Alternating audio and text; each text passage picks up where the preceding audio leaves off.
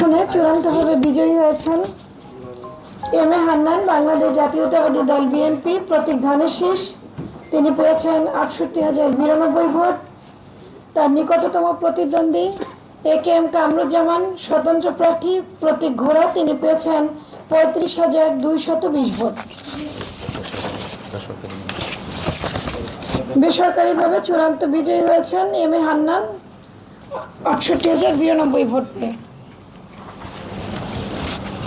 প্রথমেই বলে দিচ্ছি,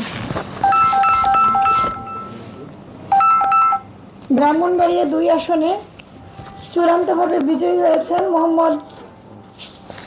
ব্রাহ্মণবাড়িয়া ২ আসনে চূড়ান্তভাবে বিজয়ী হয়েছেন রুমিন ফারহানা, স্বতন্ত্র প্রার্থী, প্রতীক হাঁস। তিনি পেয়েছেন ১,১৮,৫৪৭ ভোট। তার নিকটতম প্রতিদ্বন্দ্বী মোহাম্মদ জোনায়েদ আল হাবিব, জমিয়তে উলামায়ে ইসলাম বাংলাদেশ, প্রতীক খেজুর গাছ। তিনি পেয়েছেন ৮০,৪৩৪ ভোট।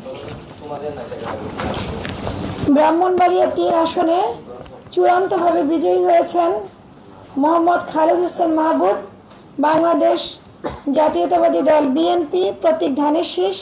তিনি পেয়েছেন ২,০৯,৬৩৬ ভোট। তার নিকটতম প্রতিদ্বন্দ্বী জনাব আতাউল্লাহ, জাতীয় নাগরিক পার্টি, এনসিপি, প্রতীক শাপলাকলি। তিনি পেয়েছেন ৬২,৫৪৭ ভোট।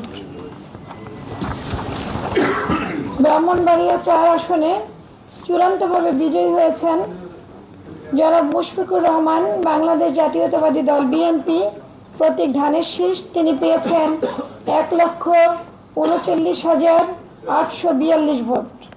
তার নিকটতম প্রতিদ্বন্দ্বী মোহাম্মদ আতাউর রহমান সরকার, বাংলাদেশ জামাত ইসলামী, প্রতীক দাঁড়িপাল্লা। তিনি পেয়েছেন ৯১,৭৯৬ ভোট।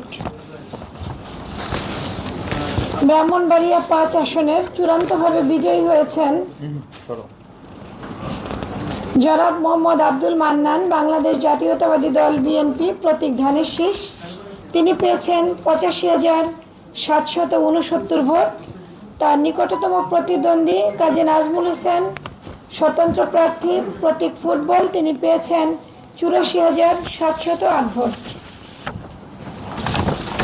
ব্রাহ্মণবাড়িয়া ৬ আসনে চূড়ান্তভাবে বিজয়ী হয়েছেন মোহাম্মদ জোনায়েদ আব্দুর রহিম সাকি, গণসংহতি আন্দোলন, প্রতীক মাথাল। তিনি পেয়েছেন ৯৫,৩৪২ ভোট। তার নিকটতম প্রতিদ্বন্দ্বী মোহাম্মদ মহসিন, বাংলাদেশ জামাত ইসলামী, প্রতীক দাঁড়িপাল্লা। তিনি পেয়েছেন ৩৯,৯৭৬ ভোট। সবাইকে অসংখ্য ধন্যবাদ। অনেক ধৈর্য ধারণ করেছেন আপনারা, রাত পর্যন্ত থেকেছেন।